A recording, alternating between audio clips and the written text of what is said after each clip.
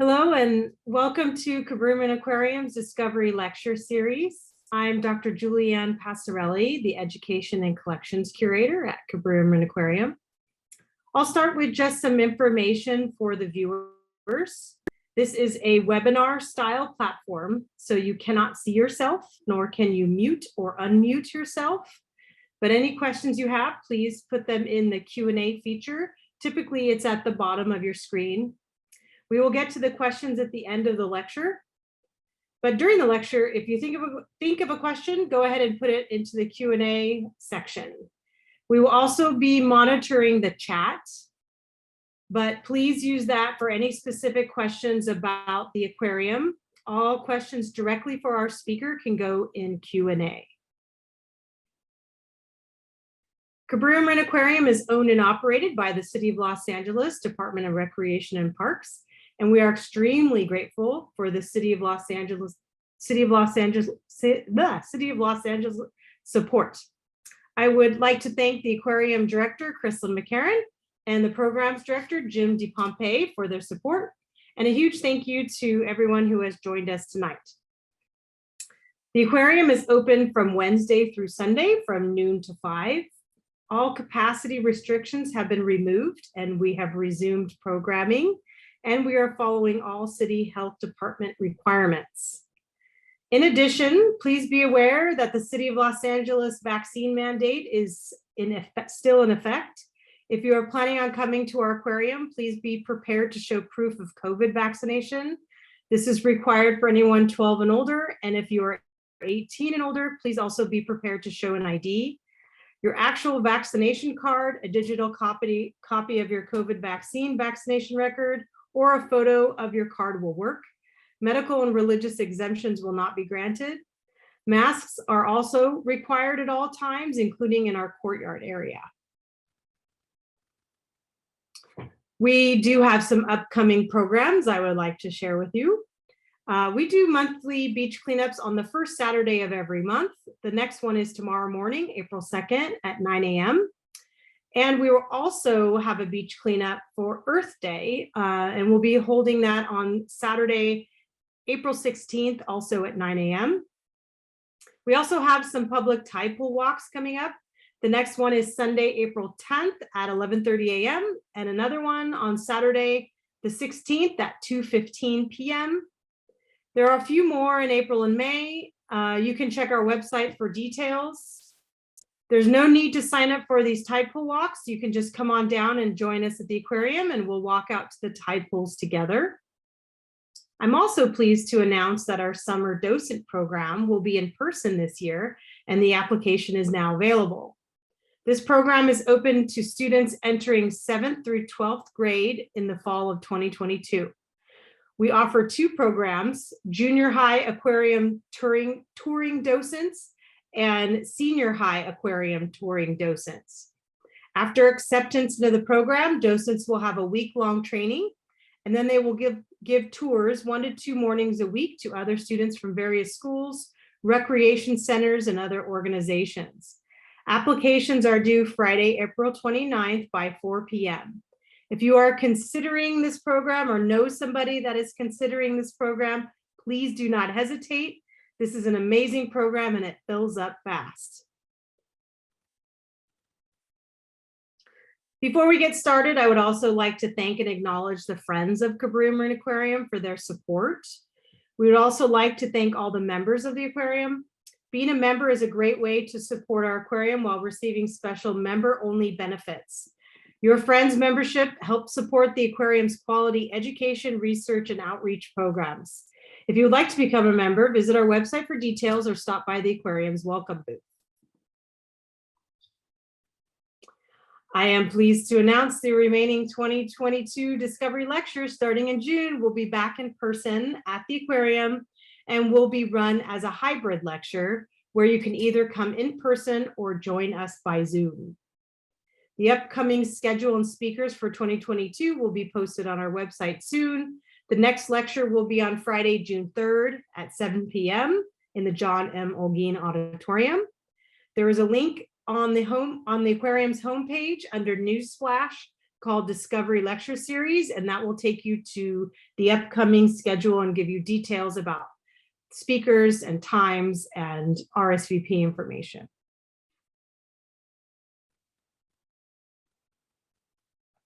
If you have missed any of our lectures, don't worry. They were all recorded and archived on our website. On the Discovery Lecture Series page, just scroll down to Lecture Archives 2014 to 2022, or go to the CMA YouTube page. If you are interested in coming to the upcoming June lecture, again, the plan is to have the remaining 2022 lectures on site at Cabruman Aquarium.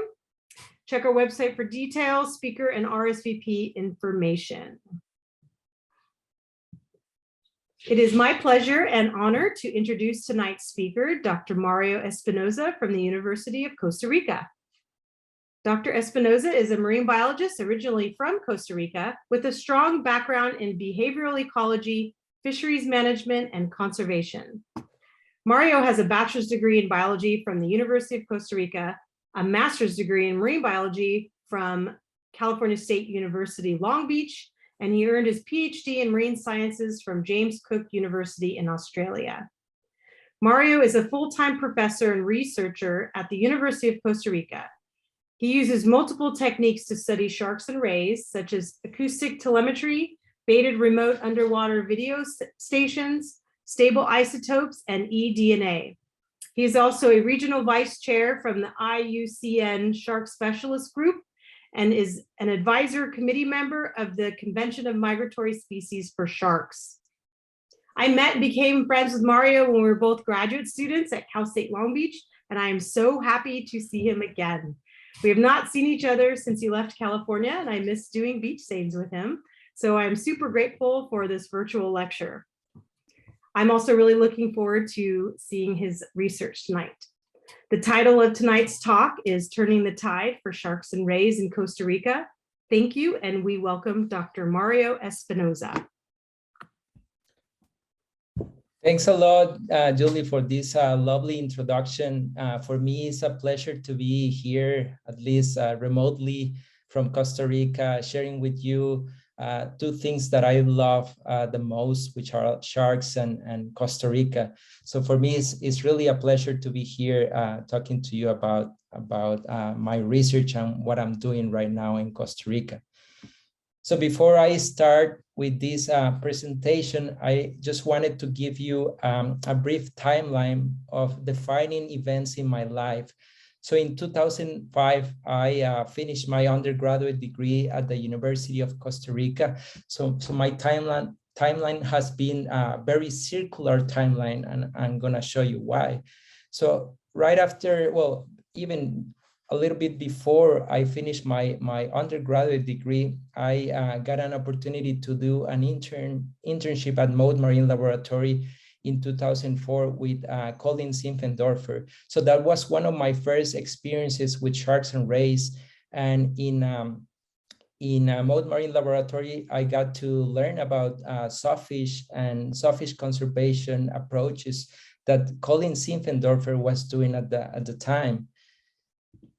In 2007, between 2007 and 2010, I did my master's degree at Cal State Long Beach with Christopher Lowe, which is a local hero in Long Beach in California. He's a great friend and colleague, an expert in shark ecology, conservation, and in the use of different tools to study marine wildlife. So he's a really influential person for me in my life.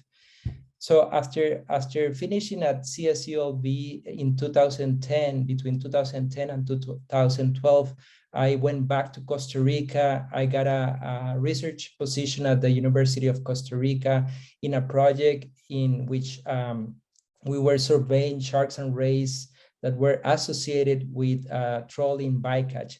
So got a lot of experience in those 2 years in Costa Rica, trying to gather important information about these species associated to very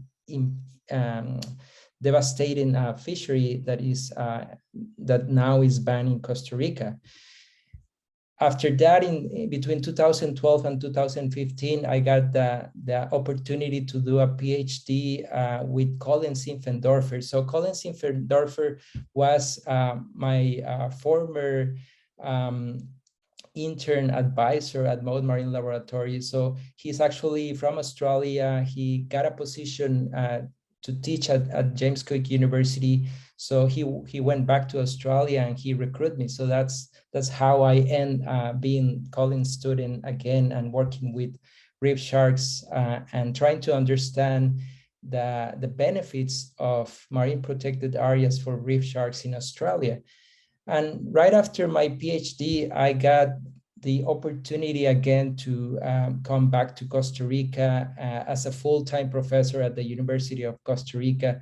There in Costa Rica, I have been like collaborating with my former advisor, master's advisor at CSULB, Chris Lowe, in several projects. So some of these people that I have met in my life have been very influential and now are colleagues of mine in different lines of research.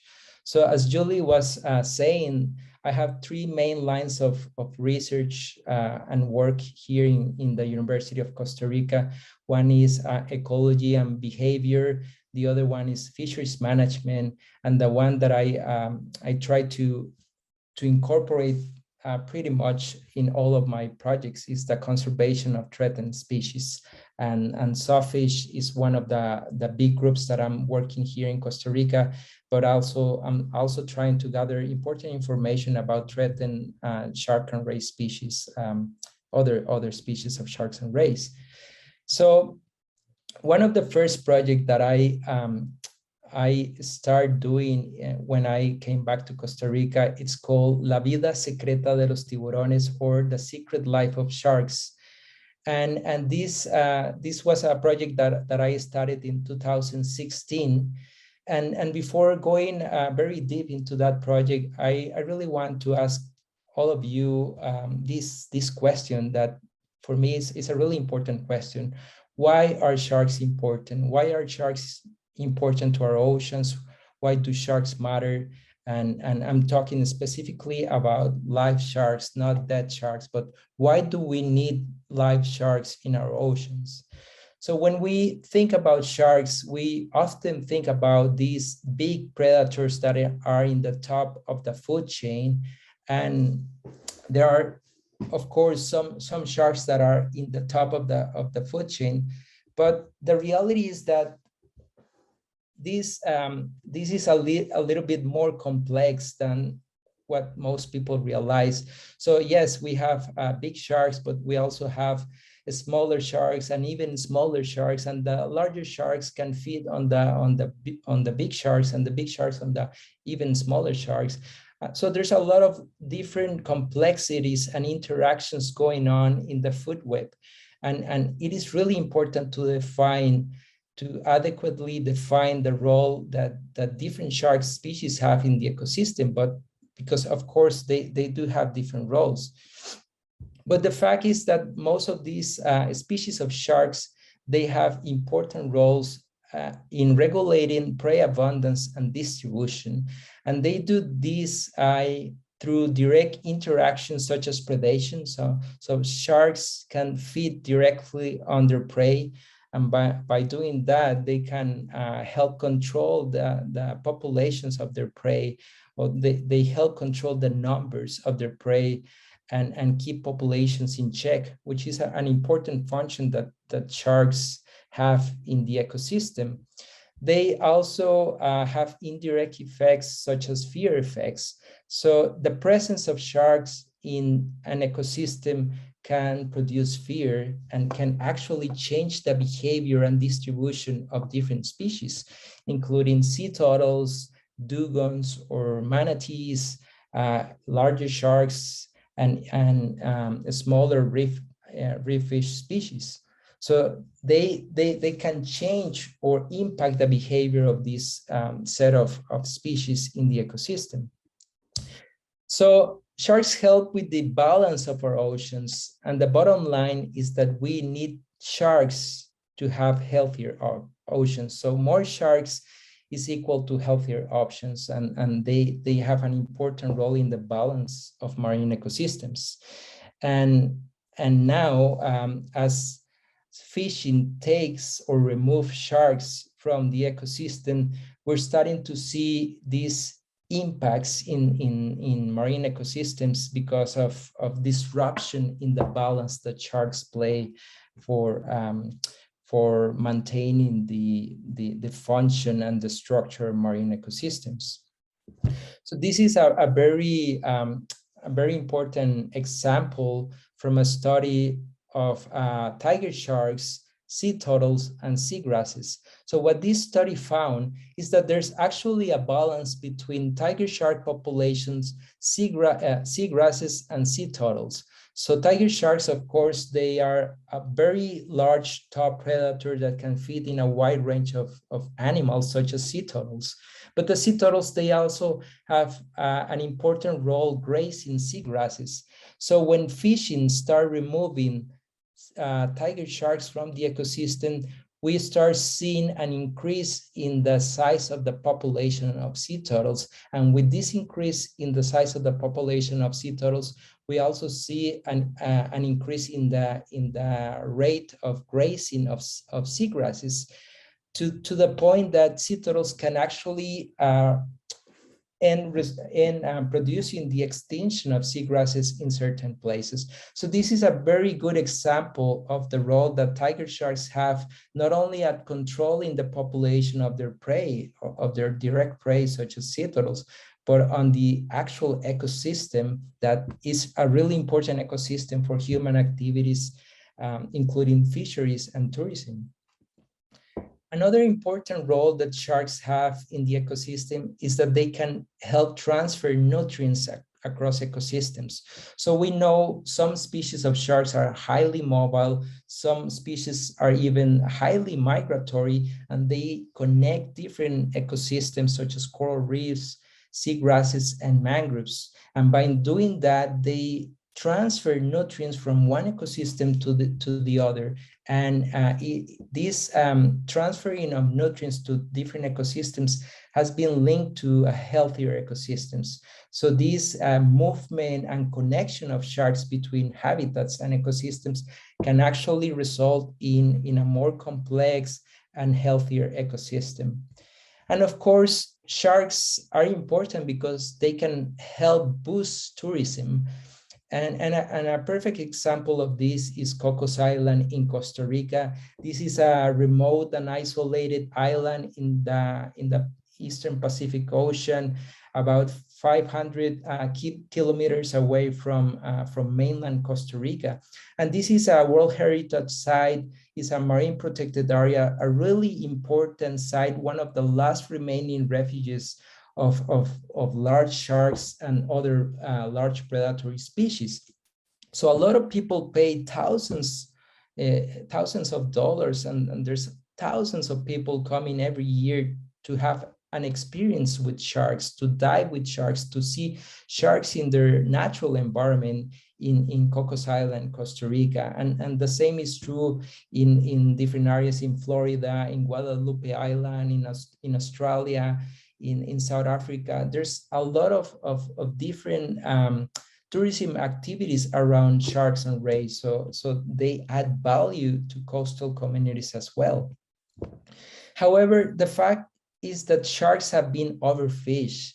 And if you see this graph in the left, you can see that since the 1950s, the number of landings of sharks and their relatives has increased exponentially until about the year 2000, when we start seeing this decline, this steep decline, which is evidence of over-exploitation of shark populations. So this is just an example of a study from Australia showing how some of these shark species have declined in, have experienced severe declines. For example, hammerhead sharks in Australia have declined in about 92% in the last 60 years. Whaler sharks about 82%. tiger sharks 74%, and white sharks 92%. So these are very drastic declines of different shark species, and some of them large shark species that have a very important role as top predators. The same is true in different areas of the world. So many studies have provided evidence of these shark declines, both in coastal and pelagic environments, and for a wide range of different shark species. And overfishing has been attributed as the main factor or driver of these declines. Other important threats affecting shark and ray populations in the world are habitat degradation. So a lot of these species of sharks and rays have a high affinity to specific habitats such as coral reefs, mangroves, estuaries. And if we destroy or polluted these environments, we're impacting directly the populations of many shark and ray species. And of course, climate change is a big threat affecting not only sharks and rays, but all of the species globally. So we know that climate change is already impacting the distribution and behavior of different shark and ray species. It's also impacting the physiology of different species that can cope with rising temperatures and ocean acidifications that are two main factors associated with climate change and the oceans. So what we know now from a recent study published last year in 2021 is that about 37.5% of all shark and ray species out of 1,200 species that exist globally are threatened with extinction. So about 1 out of 3 species of sharks is actually threatened with extinction based on the IUCN Red List. So the IUCN Red List is the, IUCN is the International Union for the Conservation of Nature. And it's a group of scientists, experts, organizations that assign a conservation status for the different species of animals and plants in the planet. And so these results are quite impacting, because a very high number of shark and ray species are actually threatened with extinction. One of these species is our emblematic hammerhead shark. The Scallop hammerhead shark is an emblematic species from Cocos Island, from Costa Rica. It's a tropical species of sharks, a highly migratory species, and is actually classified as CR. CR means critically endangered, and that means that this species in the last 50 to 60 years has declined in over 60% the population of this species. So it's quite a dramatic decline. So the next stage after being a CR species is a EW species, which means extinct in the wild. So that means that the only chance that you will ever had to see one of these species is in a zoo or in an aquarium, and that's not the scenario that we want these species of sharks to be. So what's happening in Costa Rica? I'm from Costa Rica. I have traveled to different countries in the world, but at the end of the day, I love Costa Rica, and I think it's a really important country for working with sharks and rays, and especially trying to promote conservation approaches towards shark and ray populations. So Costa Rica is actually a very small country in terms of land. It's a tiny country with a massive amount of ocean. So about 92% of the entire country is ocean. And this is thanks to Cocos Island that gives all of these surrounding ocean in the Pacific side. Our Caribbean ocean is quite small compared to the Pacific, but in terms of shark and ray diversity, Costa Rica has 8% of all shark and ray species in the world. So we actually have a very massive amount of water and an important diversity of sharks and rays within our country. But Costa Rica has a lot of threats affecting shark and ray populations. Fishing is probably the main threat. We have a high fishing pressure towards sharks and rays.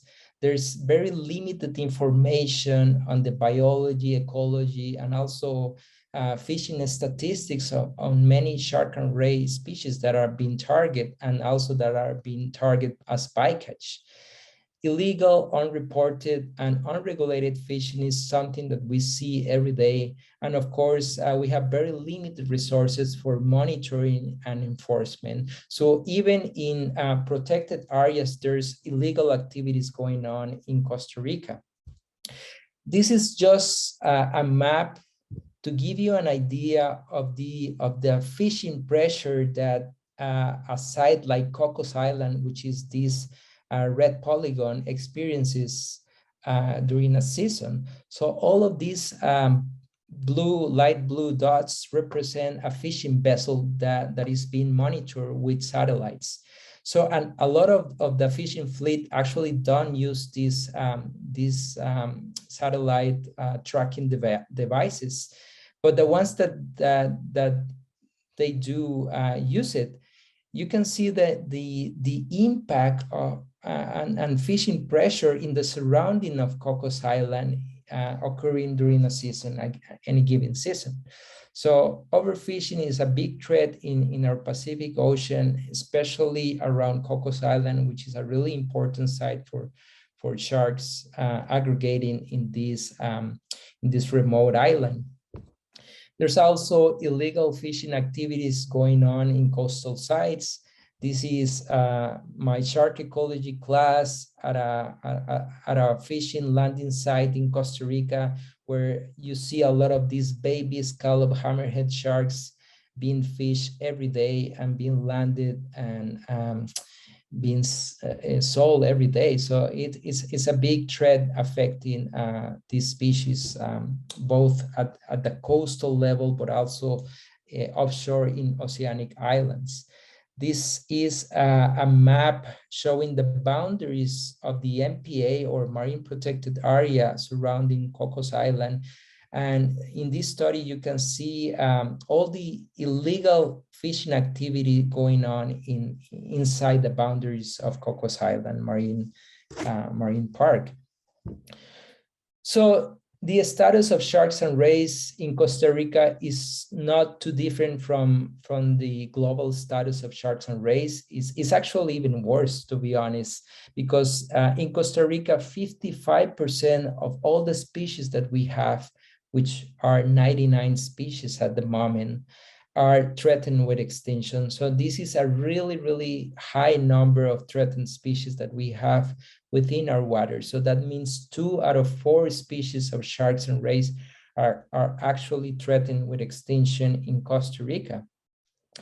And if you see some of these species that are threatened, it is quite interesting what is happening, because a lot of these species were once data deficient, were species that were classified as data deficient because they didn't have enough information to assess or to classify them with a conservation concern. And 20 years after the last IUCN assessment, we start to see that a lot of these species change from either data deficient to vulnerable, or from not evaluated, like the Pacific North Shark, to endangered. So the case with the Pacific North Shark is also an interesting one, because this is a species that was thought to be the same species as the Caribbean species. But in 2015, they reclassified this species as its own, and now it's a species that is restricted only in the tropical Pacific Ocean. And so this species changed from being not evaluated 20 years ago to being endangered nowadays. So this is a very drastic change in a relatively short window of time. And with this, I really want to talk to you about the importance of monitoring and the importance of biological monitoring. So biological monitoring is really important, and it's being used as a tool to assess the status of natural resources. Biological monitoring can also help detect population level changes in response to multiple threats, such as fishing, habitat degradation, and climate change. So essentially, we can monitor a population or monitor the population of different species in time, and we can start understanding whether the population is steady or is increasing, or if it's decreasing, and trying to come up with management ways or approaches to revert that change and try to recover those populations from their poor status, for example. But the fact is that monitoring is expensive and it takes a lot of time. We also need to understand that the oceans are less accessible than terrestrial habitats. And marine species are not only distributed horizontally, but there's also a vertical distribution. So a lot of the different species use different depth levels. So that is also adds a layer of complexity when we monitor and study sharks in their natural environment. So I always remember my former advisor from California State University, Chris Lowe, because he always said to find and use the best tool for the job. And here the job is to try to generate good quality data relatively fast. So these are species that have been declining over the last 10 to 20 years. And now we have to come up with ways in which we can understand where are these species distributed, what habitats are they using, what are the numbers of these species in their natural environments, and whether the population is changing in time, either if it's declining or increasing, and trying to come up with ways of explaining why. So this takes me to Australia, the year 2012. I was studying with my PhD, and I was very lucky because I had the opportunity to work in the Great Barrier Reef, which is one of the most diverse and productive group of marine ecosystems in the planet. And my project in Australia was dealing with trying to understand the movement ecology of reef-associated sharks, and also how different species of sharks were benefiting from the current marine protected areas established in Australia. So here in Australia, I also got to use these underwater cameras that are called BRUBs, or baited remote underwater BD stations. So this is a really effective tool to study sharks close to the bottom, sharks that get attracted to the bait from these cameras. So it's a really effective tool to survey and monitor shark and ray populations. So it's a tool that was designed specifically to study marine predators, and with sharks, it has proven to be a very effective method. So in this study, I was also very lucky because I got to be part of this larger study that started 10 years before I arrived to Australia. And that was deploying these underwater cameras all over the Great Barrier Reef of Australia. And a lot of these cameras actually recorded sharks. So when you see these black points, this means that sharks were detected in the cameras. So one of my tasks as a PhD student was to try to analyze this data set and try to find patterns with this big data set. And the first take-home message of this study was, first, that protected areas had more sharks.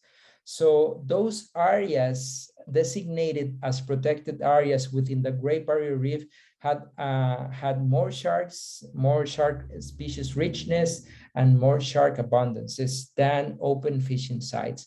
So this is the graph here in the left. Now, what is interesting about this graph in the left is that not only protected areas had more sharks, but protected areas with more coral cover had more sharks. So when you start seeing sites with greater or with higher coral cover, we also start seeing an increase in shark abundances, both at protected and open fishing sites. So this is quite interesting because it tells me that in order to have more sharks, it's not only to dedicate some sites as marine protected areas, but we also need to think about those healthier sites that can boost the population of sharks and rays. And the third take-home message here from this study is that after 2004, when the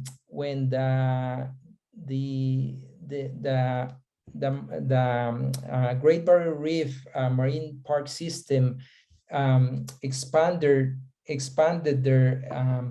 their marine protected areas by 30%, we start seeing an increase in shark populations, both at protected areas and fishing sites. And this is the graph here in the right. So this is the number of days since 2004 when there was a very big management and conservation action promoting the creation of new MPAs or marine protected areas within the Great Barrier Reef of Australia. And we see that there was an increase in the abundance of sharks and rays with this change in this management action. So this tells me that sharks are really resilient, and shark populations can actually recover if you give them enough time and if you think about spatial management tools such as marine protected areas. So shortly after this study was published, a group of researchers all over the world, including my former PhD advisors, start working in this global finprint project, which was a really large and ambitious project in which they were trying to use this same methodology to survey shark and ray populations all over the world, shark and ray populations that were associated to coral reef environments. And after I returned from Australia after my PhD, I started this Secret Life of Shark project as a way of studying this underwater monitoring of shark and rays with this same camera system. So Global Finprint project started in 2015. In Costa Rica, we started with this same project in 2016, and now Costa Rica is included as part of the Global Fin project. And we have three main sites, three main monitoring sites, which are Cocos Island, Caño Island, and Bad Island. So Bad Island is a coastal site in the North Pacific coast of Costa Rica. Cocos Island is this beautiful remote site 500 kilometers away from the coast of Costa Rica. And then Caño Island is also a marine protected area, a coastal site very close to the South Pacific region of Costa Rica. So this is an ongoing monitoring that we started in 2016. And well, two years ago, this was actually published, sorry, in 2020. And this was the first set of results from this large study, monitoring study of sharks and rays in Costa Rica. So we were using this baited remote underwater video system to survey reef shark populations in Costa Rica. So we deployed these cameras from the surface, and with this footage, we are able to count the number of sharks. We are able to determine or identify the different species.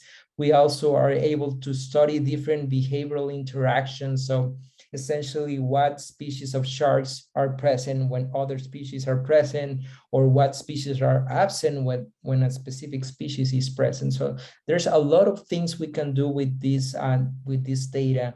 And because we're expanding this project to include a lot of these coastal and offshore sites, then we can start comparing different factors driving shark and ray populations in Costa Rica. So again, this is part of a long-term monitoring program that started with, of course, with the help of my master's students and many volunteers and research assistants that have helped me in this endeavor. I also had help from park rangers and tour operators that are now a very active part of this project. So the key questions here for this project is, what species of sharks are present in the Pacific of Costa Rica? Where can we find them and how many there are? What factors affect the distribution and abundance of sharks in Costa Rica? So factors in terms of protection, some habitats are protected, others are open to fishing. Factors in terms of habitat, in terms of the different habitat types, but also in the habitat quality or the amount of coral cover that some habitats have. And also the environment is a really important driver. So we're measuring temperature, oxygen, and salinity, and other important environmental drivers that are known to influence the behavior and distribution of sharks. And the third important question here is, can we use this method to assess population level changes in response to fishing, habitat degradation, and climate change? So for this project, we are using different types of camera system. The first one is called a Bentic Station, and it's perfect for flat bottoms. So places or habitats with very less irregular bottom type. And this gives you very steady footage and images of the different species visiting the cameras. We also have this semi-bentic station. So essentially are stations that are anchored at the bottom with a weight, but you can actually regulate the position of the camera system in the water column. And this setup is perfect for coral and rocky environments within Costa Rica. And the third type of camera system that we're using is called Pelagic drifting station. And this is a camera system that is not anchored at the bottom. It's perfect for surveying species that like to swim close to the surface, or that like to swim in the water column, mid-water. And this system is perfect for surveying those species, but also for surveying seamounts, which are these underwater mountains that don't reach to the surface, and are actually places where sharks and other migratory species like to aggregate. And we have been monitoring those sites because they are really important for connecting these migratory species between their migration. When some of these species are using Cocos Island and they move to other oceanic islands in the Eastern Tropical Pacific, for example, Galapagos Island or Malpelo in Colombia or Coiba in Panama, they often stop by in these seamounts and they aggregate in these seamounts. And we believe they do it because of probably they are feeding in the sites, because it's a social strategy of connecting with the same population, because they're using these seamounts as stepping stones during their migration, and they start recognizing these sites during their migration. So yes, there's a lot of different reasons why we're studying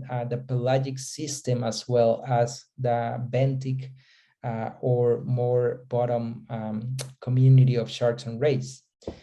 So this is just to give you an idea of the sampling effort that we have conducted. So these are all of the sites that we have been monitoring since 2016. As I said before, some of these sites are in marine protected areas, other are in open fishing sites. And we have been, like, you know, deploying and analyzing a lot of footage of sharks and rays that are being detected in our camera system. And this is a very unique experience because it gives you an idea of all of these treasures that we have in the bottom of the ocean. We have very high diversity of sharks and ray species in Costa Rica. And it's really interesting because often you go to these places and you scuba dive or snorkel and you don't get to see sharks and rays, but when you drop a camera, you start seeing a lot of these animals in the cameras, which is fascinating to me. So just to summarize a little bit of the results we're getting, remember in Costa Rica, we have 99 species of sharks. And what we are seeing is that this camera system, these probes, are actually detecting 31% of all the diversity of sharks and rays in Costa Rica, which is a pretty large number of sharks and rays that we are detecting with our cameras. Now, in this graph in the right, I'm only showing you the species that only occur in the Pacific side and the species that are restricted to shallow waters, or species that are only in waters between 0 meters and 50 meters, because this is a really inexpensive and very basic design of camera system. We're not dropping these cameras very deep. The max depth is about 50 to 60 meters. So when we look at this portion of the community that we are actually surveying, we see that this camera system is actually detecting 54% of all the species that we are expected to see in those sites. Now, when we compare some of these species richness across different sites and regions, so here in the left are all the species of sharks and rays that we detected in Costa Rica. Here in Cocos Island, we detected 12 different species. 100% of the cameras had sharks, which is very impressive to me. In the North Pacific, we see 21 species of sharks and rays, so a very high diversity of sharks and rays. They were detected in 78% of the cameras, which is still a large number of cameras with sharks and rays. In the South Pacific, also 9 species and 84% of the cameras had sharks and rays. Now, what you can see is also a really interesting pattern here. In Cocos Island, which is a remote and isolated site, we see a higher diversity of sharks relative to rays. So more sharks relative to rays in Cocos Island. In the North Pacific, we see a lot of different species of rays and less species of sharks compared to rays. In the South Pacific, it's about an equal ratio of sharks and rays. So when we take a deeper look at this data in terms of the number of species that have been reported in protected areas and in open fishing sites, and the abundance of those species for tiburones, which is sharks, and rayas, which is rays, we see a really interesting trend here, and is that marine protected areas are the sites that usually have more sharks and more of the larger shark species. So the species that are truly at the top of the food chain, such as tiger sharks, bull sharks, or even great hammerhead sharks, a very large shark species, are being only found or mainly found inside marine protected areas. And what we find in open fishing sites is a larger abundance, a greater abundance and diversity of rays relative to sharks. So not a lot of sharks and not a lot of the big sharks in fishing sites relative to marine protected areas. And this could be explained because open fishing sites, which are mainly the coastal sites that we're monitoring, are sites that have been historically overfished. So a lot of these larger sharks have been, the populations have been declining along the coast. So there's a loss of these big predators that directly feed on smaller predators or mesopredators, such as rays. So in those open fishing sites, we see an explosion of rays, right? Rays are, they don't have a predator controlling their population. So we see more of these rays in open fishing sites. Another important result here is that we actually monitor different marine protected areas. So Cocos Island is one, Bad Island is another one, and Caño Island is the other one.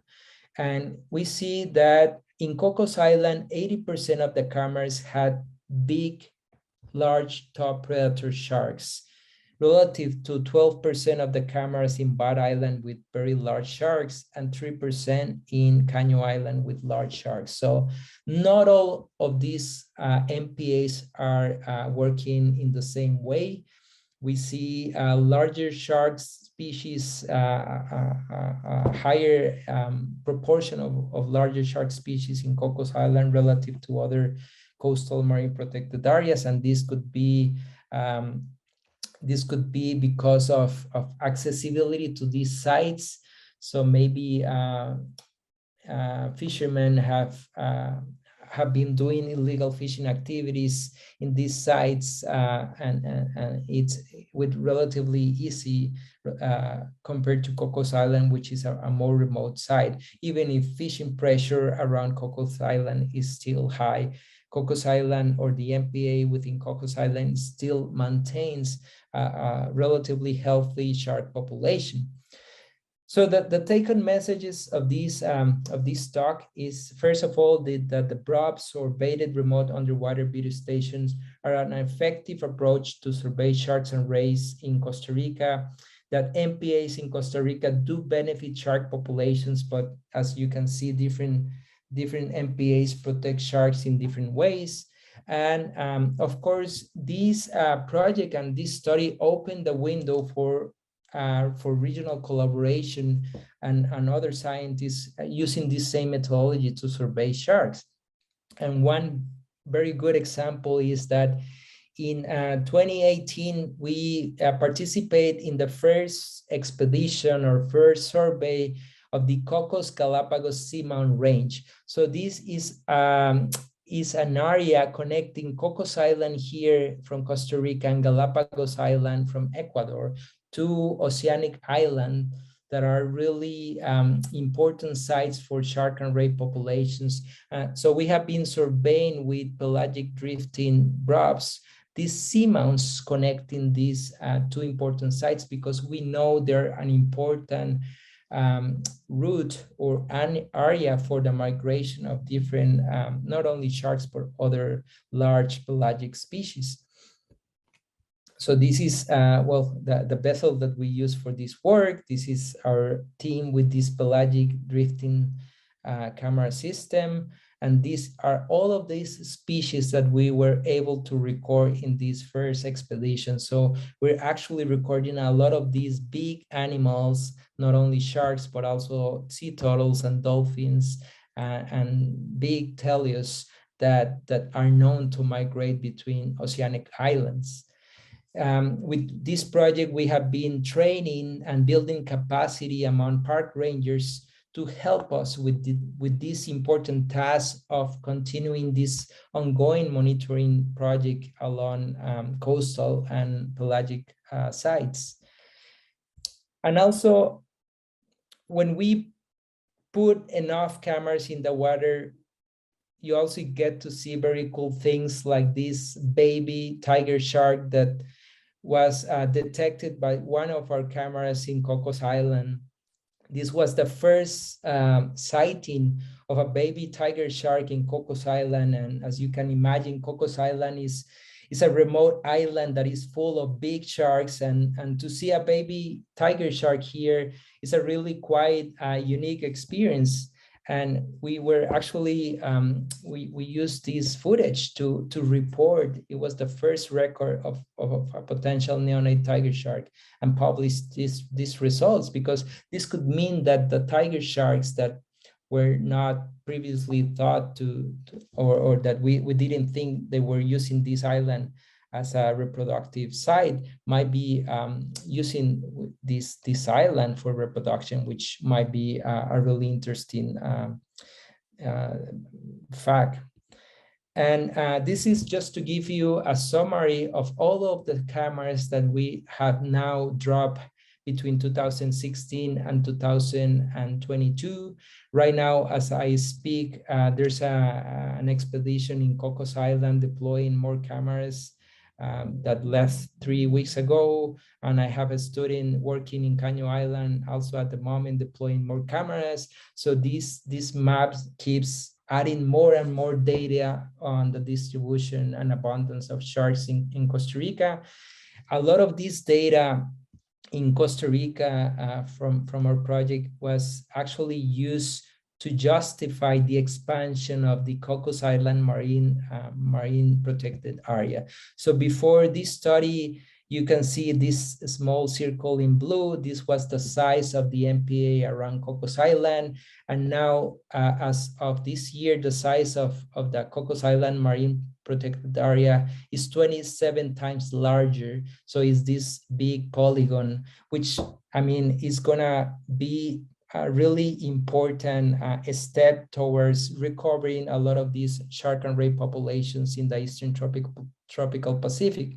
And this red polygon here indicates the size of the marine management area. So it's an area where some fishing activities are allowed, but not all. So it's going to be regulated, hopefully, with the help of United States, of Ecuador, of Colombia. And now the government of Costa Rica has some resources, or a lot of resources, towards the enforcement of this protected area around Cocos Island. So hopefully this will be a very positive step towards shark and ray conservation in Costa Rica. And I just want to acknowledge my team of graduate students that helped me start with this project, and also 2 of the park rangers from Cocos Island that are actually were one of the first ones to start this project with me. And of course, when you're doing this very large project, you need a lot of students and assistants and the help of park rangers, but also a lot of different organizations, NGOs, funders that can help continue this work over the years. So with that, thank you very much, and I'll take any of your questions. While those are coming in, Mario, would you discuss just a little bit about, you talked a lot about conservation and the impacts of overfishing to sharks and rays and how populations are declining. Can you just discuss a little bit about the reproduction strategies of elasmobranchs and how that impacts their population and overfishing? Yeah, of course. So yeah, of course. So we have many different shark species, and they have different reproductive strategies. So the main one, sharks and rays, they reproduce internally. So just as us humans. So a lot of these shark and ray species, they are viviparous. So they produce their pups. They develop inside the female, inside the mother. So they produce they pop their young ones live. So it's live pups. And the thing with the reproduction is that they reach maturity and at an advanced age. They produce very small litter, so not a lot of pups, and they have a very long gestation period. So all of these factors combined with intense fishing pressure is actually driving populations of these sharks and rays to a decline, because they have life histories that make them particularly susceptible to overfishing, right? So they can withstand a lot of fishing pressure. And that's why fishing is one of the main drivers of their population declines. Cool, thank you. Okay, so there's a lot of questions coming in. Let's see, I'll choose this one first. So Teresa wants to know, how can you be sure to distinguish between individuals when you are counting? How do you know you aren't counting them twice? Yes, that is a very good question. So when we start working with this camera system, we need to be very conservative because of that. We really want to avoid recounting the same individuals. Some individuals, like tiger sharks, they have particular markings. You can distinguish between males and females. So with a few individuals, you can actually be sure of maybe like not recounting the same. But when you work with this type of data, you need a conservative metric, and the metric that we use is called max n, which is the maximum number of individuals from any given species that occur in a given frame. So imagine stopping the video and counting how many individuals you see in that video. So that will give you at least an accurate estimate, a very conservative estimate, but it will be an accurate estimate of how many individuals of each species are really there. It might be that you play the video and in another frame of the video, you see more individuals of that same species. Now you recount those, and you just don't add the previous one, but you count the max number of individuals in any given frame as your estimate of abundance. So it's a very conservative, but more realistic estimate of abundance. Okay, Alice wants to know, are tourists allowed to go to Bat Island and Cano Island? Yes, there's a very big tourism sector going to these islands and also to Cocos Island. So a lot of these people are going to snorkel and dive with sharks. In Bat Island, the big attraction is bull sharks. In Cano Island, you get to see a lot of white tip reef sharks. You get to see nurse sharks, rays, manta rays, and also opportunistically tiger sharks. But yeah, they're very touristic sites. Oh, sounds like Alice is planning a trip. Okay, Tamara wants to know what fish are anglers, so this was early on when you were talking about overfishing. What fish are anglers trying to catch, and are they specifically trying to catch sharks and rays? And she had a follow-up question. Why are baby sharks being captured, hunted, fished? I think she's asking, are most of the sharks being caught because of bycatch, or are they actually being targeted? Yeah, it's a very tricky subject. So if you talk to fishermen, they won't tell you sharks are being targeted, but the fact is that some they do, because they go specifically to areas where sharks are more abundant, and most of the catch is sharks relative to their like target species, which are dolphin fish, or like mahi-mahi, or tuna. Yellowfin tuna is the other target species. But in doing that, they catch a lot of the silky sharks, and also hammerhead sharks, which are very susceptible to the fishing gear, and they die shortly after being captured. So it's a really, I mean, it's a really yeah, I mean, it's one of those things that is really hard at the moment, because you get the industrial or semi-industrial fishing sector that is using long line in pelagic offshore sites, that is catching a lot of the bigger sharks. They're not target species, but at the same time, they represent a high proportion of the catch. And along the coast, you get the artisanal fleet that is using a lot of gill nets, that is using bottom long lines, and is catching a lot of the baby sharks they are not targeting baby sharks, but they catch a lot of the baby sharks because they tend to fish closer to estuaries and mangroves where these species occur and use these habitats as nursery grounds. So it's not illegal for them to fish in some of these sites, but because of the gear they use and the sites where they fish, they tend to catch a lot of the baby sharks as well. Yeah. Cassidy has kind of a similar question, but she's asking more specifically about, does Costa Rica have similar problems for hunting sharks for their fins, like for shark fin soup? Yeah, I mean, like shark fin soup is or finning is probably not so much a thing that is still going on in Costa Rica, but at the same time, there's still reports of this illegal activity occurring. But the fins of sharks for sure are being like, are being exported to Asian markets for fin soup, shark fin soup. So that's it happens pretty much in everywhere. Like fin trade is driving a lot of these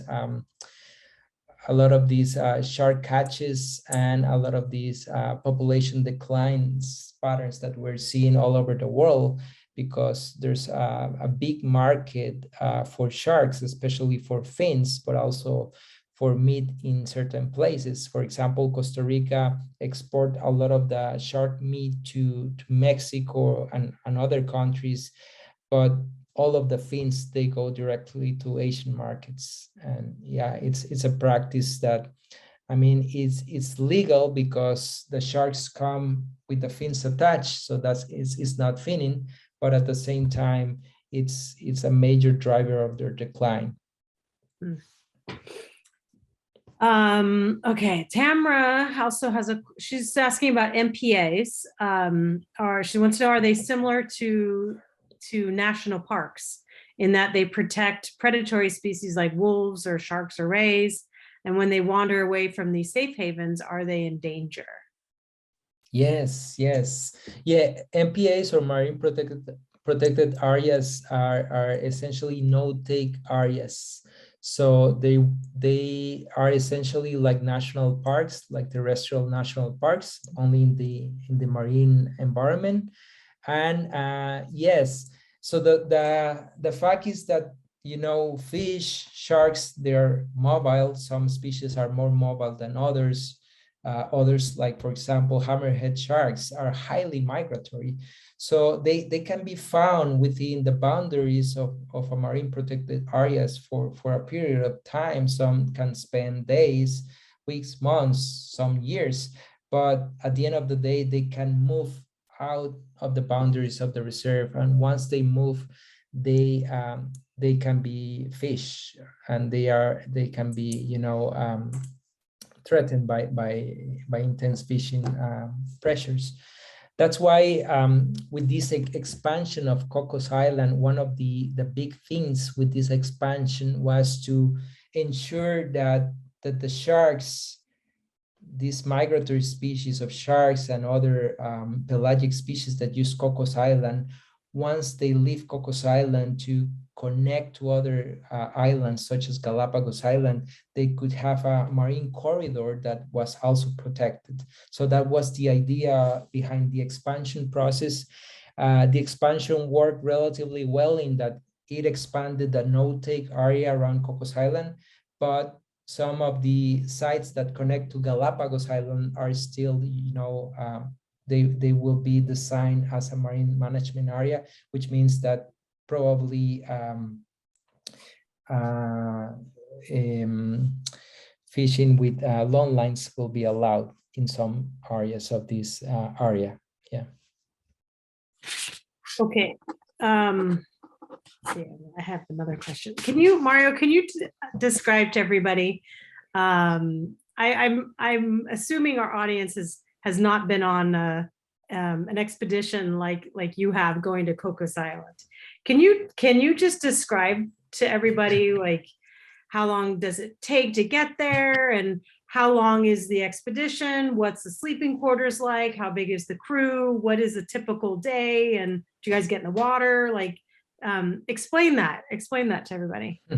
Yeah, of course. So there are like two types of expeditions that we often do when we go to Cocos Island. So there's like, you know, the more expensive and the cheapest version of the expedition. So the cheapest version is going with the park rangers. So essentially the park rangers, they have a monthly boat that is booked and takes park rangers from mainland to Cocos Island in a trip that can take up to 40 hours. So it's 40 hours just to get there. There's not airports or anything like that. You need to go by water. You need to go from Costa Rica. So it takes about 40 hours just to get there. Once you get there, you get to stay in the field station with the park rangers. And for me, it's beautiful. It's very comfy. You stay in the island. You wake up very early every day to go with them in their boats. So they have nice boats to deploy the cameras. We often do diving as long as the weather allows and the time allows. So we combine diving activities with the camera work. So we deploy the cameras in some sites, and we get to go diving in other sites for other studies that we are conducting as well. And the more expensive trip or expedition is with the tour operators. So you go with these very fancy liveaboards, right? The liveaboards that, I mean, can be up to $6,000 a 10-day trip to go to Cocos Island. So it's quite expensive, but it's totally worth it. And there are boats designated to be as your house, right? So you get to eat in the boat, to sleep in the boat. All of the diving activities are from this big vessel. And well, the big vessel have like 2 boats that take the tourists to the sites. So when we go with them, we opportunistically deploy cameras. So we can do as much as we like because we're going with tourists. So it's a trade-off, but it's also a way of us trying to put more cameras when we can, right? And we go for free. So it's a unique experience because either if we go with park rangers or with tour operators, we go for free, at least a small crew of scientists, which is good. Is it usually you and colleagues, or do you bring students? Oh, no, I wish. So at the beginning of the project, I got to go a lot to Cocos Island. Now I send my students, because often these trips, especially with the park rangers, they go for a full month. So because of my classes and other like project activities, I mean, I can't. So in 2 weeks, I'm going to an expedition. It's a 15-day expedition to Panama, to the Seamount region of Panama, to deploy cameras. So that's a trip that I really want to go. So I get to, you know, choose my trips, but I can't go for that long, for up to a month. Yeah, it's too long for me. Duty calls you. You have to teach, yeah. And the cameras, once they're deployed, are they there permanently unless something messes with it, or how long do you keep them out? No, because it's a very simple design, like camera system design. We use GoPros, and the GoPros, they have a battery life of about 1.5 hours, 2 hours. So we deploy the cameras for up to 2 hours, and then we retrieve them. We try to deploy 10 cameras, and then we bring them back to the surface and redeploy them in another site. So we change cameras, and yeah, that's how we work normally. Okay, I have one more question, then I'll get. There's a few more from the audience. I'm sorry, I'm asking Mario a gazillion questions. What was the feelings, or what did you, when you saw the footage of that baby tiger shark? What was that? What was your feelings about that? Well, I mean, first of all, I couldn't believe it because I mean it's a very sharky place with very big sharks, and for a baby, even I mean these sharks can get very big, but for a baby tiger shark to be there, I was very impressed. We have seen big seemingly pregnant females like of tiger sharks in the island, so we were suspecting, oh, maybe they are like reproducing within the island, but we didn't have proof until then, and even then it's just a hypothesis. We can really say it for sure, but it is unlikely for a baby to swim from mainland, or maybe it was yeah, maybe the female pup like in a deeper environment close to Cocos Island, and the pup, you know, the neonate like moved to the coastal side of Cocos. I don't know. There's a lot of like different hypotheses where, yeah, we're trying to think. How big was it? It was less than 70, 80 centimeters. Yeah, it was very small. Yeah. Wow. Oh. Okay. All right. I'll get back to some of the questions directly from the audience. Ying Ki wants to know what kind of skills are required for working on this type of project. I think it's just talking about the Cocos Island project. Well, I mean, like for the camera work, you don't really need a lot of skills. You don't need a lot of like, you know, training even in biology. I have like volunteers and students from different other fields. They don't even swim or dive. It's just a process of deploying the cameras from the surface, taking good data. The very hard task is once you retrieve the cameras and you bring with all of this footage to the lab, is analyzing the video. So we have so many hard drives full of these videos that we have to analyze.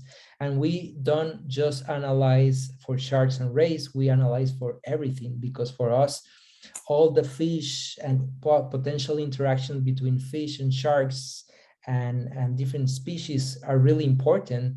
And now we have all this data that can be used for different projects, students or researchers that want to look more in depth of this data, right?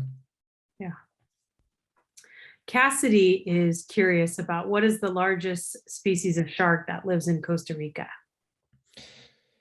Well, I mean, like we have whale sharks, they're migratory, but of course, whale sharks are the largest fish, the largest shark, up to, I think, 13, 14 meters. So yeah, they're quite big. Yeah, cool. Okay, well, I guess I can just end it with, there's two here, but I'll ask them kind of separately, Mario, but one, okay. Tamara, she wants to know, how can Americans encourage our government to support your efforts in Costa Rica? I mean, to be honest, there's a lot of different organizations, different NGOs from the US that have supported our work, which is really important. They're actually supporting marine conservation efforts in developed countries such as Costa Rica and in other areas of the world. I have a very good friend of mine from Florida. He started, you know, funding a lot of our research because he started believing in us. And so he's a professional, not a biologist.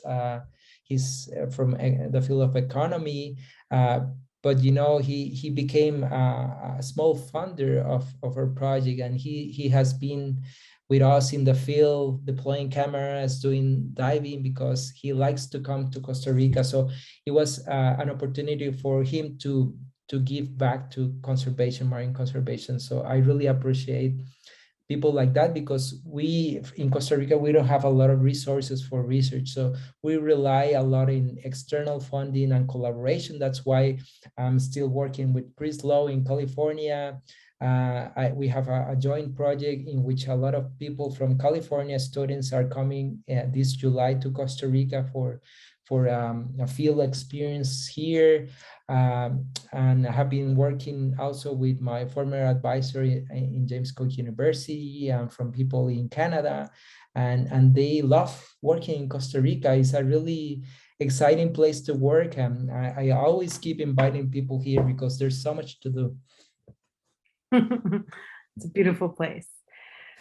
Okay, so then I'll just end it with this question, and it's from someone that's anonymous, but I can confidently say that we all want to know, what can we do to help prevent these sharks from going extinct? You have kind of like closing words of advice of what can we do to try to help these beautiful animals? Yeah, I mean, like I always tell the general public that the first thing is to educate, to teach others that, I mean, sharks and rays at the moment are one of the most threatened marine group of vertebrates, and one of the main threats is fishing, but we also have other important threats such as habitat degradation and well, climate change. But habitat degradation relates also to pollution, and pollution is something that we can actually control and can actually do something right now. A lot of the things in tropical countries, for example, that enters rivers or enters the system eventually goes to the ocean. So trying to reduce pollution, I mean, it works really well here in tropical countries. Probably in the US, pollution is not such a big issue, but I think education, awareness, teaching others that don't know much about marine species and marine conservation, what's going on, and that these species, they do need our help, they do need our voice. And luckily there's people like me working in different areas of the world trying to put their efforts to save sharks and rays, but we need the help of so many people, and of course for these projects to be impactful, they need to last longer, just to have enough data to advise managers to promote better and more effective conservation approaches. And more time, more effort means more resources. Governments, they need more resources for surveillance, for enforcement of fishing regulations. So a lot of the things that we do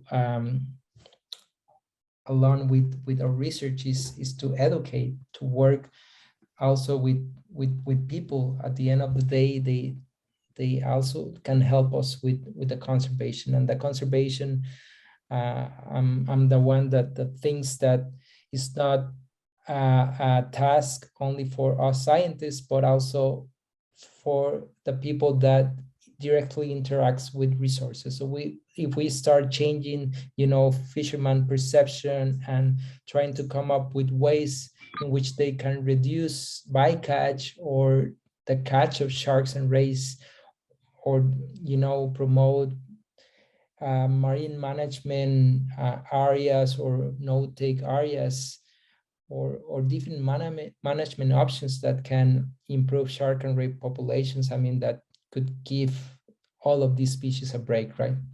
Yeah. Thank you, Mario. It's been amazing to see you again. I'm so happy to hear about your research and what you've been doing. So to close the night, I'd like to thank our speaker, Dr. Mario Espinoza. Thanks again to Friends of Karuman Aquarium and the City of Los Angeles for their support. Once again, the upcoming schedule and speakers for 2022 will be posted on our website soon. The remaining Discovery lectures for this year, starting on June 3rd, will be back in person at the aquarium and will be run as a hybrid lecture where you can either come in person or join us by Zoom. More information can be found on the Cabruman Aquarium website. And just a reminder, we have recorded this lecture and we will post it on our website soon. Thank you again for joining us. Stay safe. Hope to see you next time. And good night. Buenas noches. Thank you. Bye.